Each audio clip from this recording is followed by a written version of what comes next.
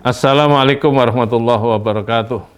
Memasuki episode ke-124, yaitu membudayakan tindakan kreatif produktif. Sehebat apapun pemikiran, kalau hanya berupa pemikiran semata, hanya akan memperkaya wacana-wacana abstrak dan melangit, bahkan terkadang kabur tanpa meninggalkan bekas sama sekali. Maka pemikiran itu sesungguhnya memiliki pasangan dalam konteks mengembangkan, memajukan peradaban dan kebudayaan Islam. Pasangannya adalah tindakan atau aksi real. Keduanya harus bergerak secara sinergis.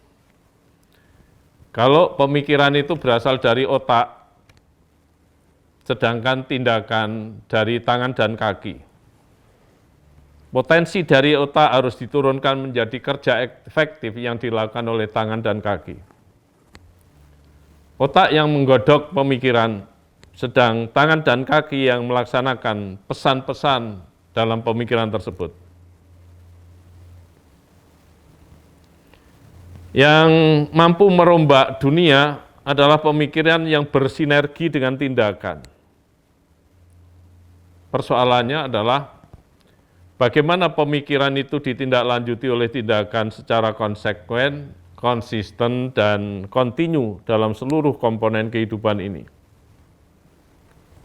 Adalah suatu bentuk harapan yang tidak mudah diwujudkan, tetapi harus tetap diperjuangkan. Apalagi dalam konteks Indonesia ini.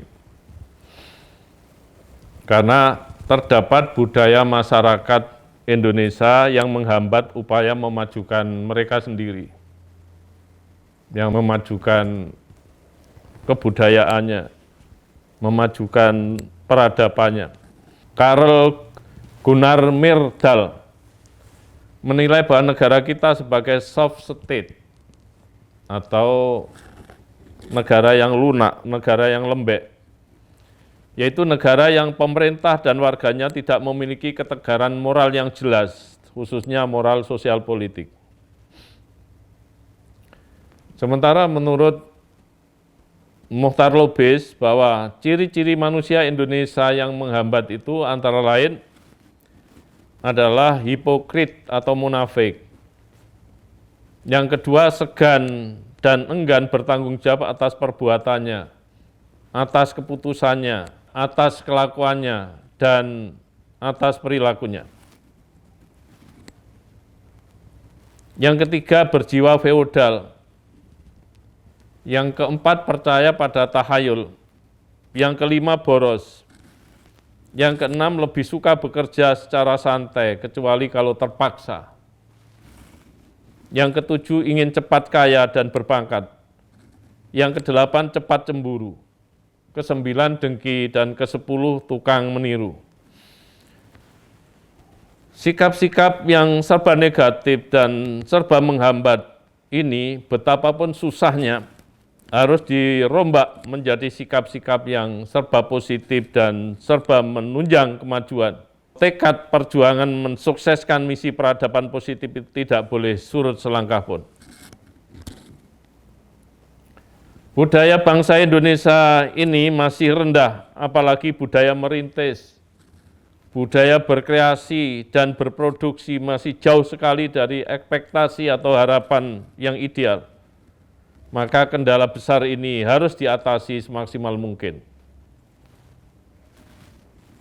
Pak Buya Syafi'i Ma'arif meneguhkan bahwa sebuah stagnasi kultural masih sangat dirasakan di seluruh negeri Muslim. Seakan-akan prestasi besar bukan milik mereka. Namun betapapun sulitnya situasi, optimisme harus terus digelorakan, sekalipun di tengah-tengah lautan pesimisme yang menggenangi sebagian rakyat Indonesia dan umat Islam dunia. Kita umat Islam sesungguhnya memiliki kekayaan yang luar biasa, dan sebagai bangsa Indonesia kita kaya slogan, namun kita sangat miskin tindakan, apalagi keteladanan. Kita lebih lancar, kita lebih fasih menyoroti korupsi, kolusi, dan nepotisme daripada menghindari tindakan-tindakan tersebut. Kita lebih lancar menyuruh orang lain untuk melakukan tindakan-tindakan yang disiplin daripada memberikan contoh tentang kedisiplinan. Maka budaya kreatif produktif perlu dirintis.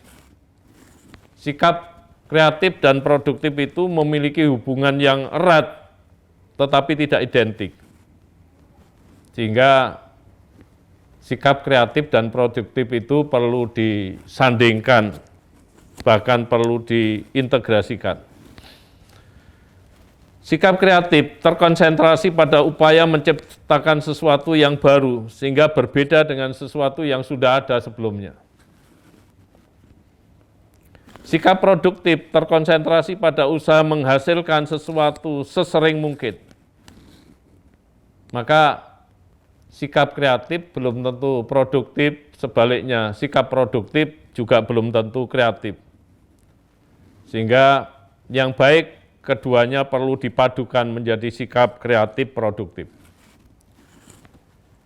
Sikap kreatif lebih berorientasi pada unsur kualitas, sedang sikap produktif lebih berorientasi pada unsur kuantitas. Jika rakyat Indonesia bersikap kreatif produktif, berarti mereka memiliki gabungan unsur kualitas dan unsur kuantitas sebagai indikasi rakyat yang kuat, yang mampu mengukuhkan kekuatan negara. Untuk melahirkan tindakan kreatif produktif itu perlu difasilitasi melalui berbagai stimulasi atau rangsangan, antara lain memberikan penghargaan tentu kepada orang-orang yang memiliki prestasi-prestasi yang layak dibanggakan. Yang kedua, pengukuhan sebagai masyarakat teladan, manakala masyarakat tertentu memiliki keunikan, kelebihan yang sangat berarti bagi kemajuan sebuah negara yang tidak dimiliki oleh masyarakat yang lain. Kemudian yang ketiga, mempromosikan pelaku kreatif produktif itu agar masyarakat mengetahui, masyarakat kemudian bisa mencontoh pelaku-pelaku kreatif dan produktif tersebut. Dan yang keempat, mengundang mereka dalam pertemuan-pertemuan tertentu untuk menyampaikan pengalaman-pengalaman kreatif produktif itu agar bisa diadaptasi oleh peserta pertemuan, oleh masyarakat yang ikut menyaksikan semacam testimoni. Para pemirsa yang berbahagia, bahwa tindakan kreatif produktif itu dapat memainkan peranan yang sangat penting, baik dalam melakukan penguatan sumber daya manusia mereka sendiri, masyarakat lainnya maupun negara. Kedua, bisa mengangkat tingkat perekonomian, sosial, dan budaya masyarakat. Yang ketiga, bisa menimbulkan posisi tawar negara makin tinggi, sehingga mengangkat perpolitikan nasional, mengangkat citra nasional, membentuk branding tertentu. Maka tindakan kreatif produktif ini menjadi model persemaian kemajuan bangsa dan negara. Tindakan itu akan menjadi salah satu sokok guru dalam mengangkat harkat dan martabat bangsa serta negara. Manakala mayoritas masyarakat Indonesia membudayakan tindakan kreatif produktif, Indonesia akan muncul sebagai kekuatan yang lebih besar, bahkan jauh lebih besar daripada sekarang ini. Petaninya kreatif dengan menanamkan tanaman-tanaman baru yang bernilai ekonomis. Nelayannya kreatif menggunakan alat-alat modern. Pedagang berkreasi dan mampu menangkap berbagai peluang ekonomis. Pengusaha kreatif merintis usaha dan produktif menghasilkan barang dan jasa. Para pegawai juga kreatif memperbaiki layanan pada masyarakat dan produktif menghasilkan produk kerja yang baik. Guru dan dosen berkreasi menciptakan pendekatan dan strategi pembelajaran yang baru dan produktif menghasilkan mutu pendidikan. Siswa dan mahasiswa berkreasi dalam belajar dan produktif meraih berbagai prestasi yang baik. Peneliti kreatif meneliti objek-objek unik dan berproduktif, menghasilkan temuan-temuan yang baru sama sekali. Teknolog kreatif melakukan rekayasa atau engineering dan produktif menciptakan peralatan-peralatan modern.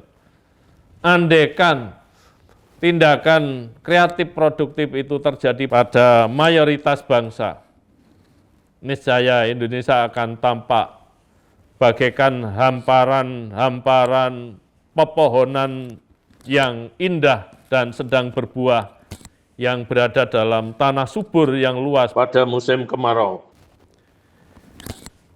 Tindakan kreatif produktif ini menyuburkan semua komponen kehidupan.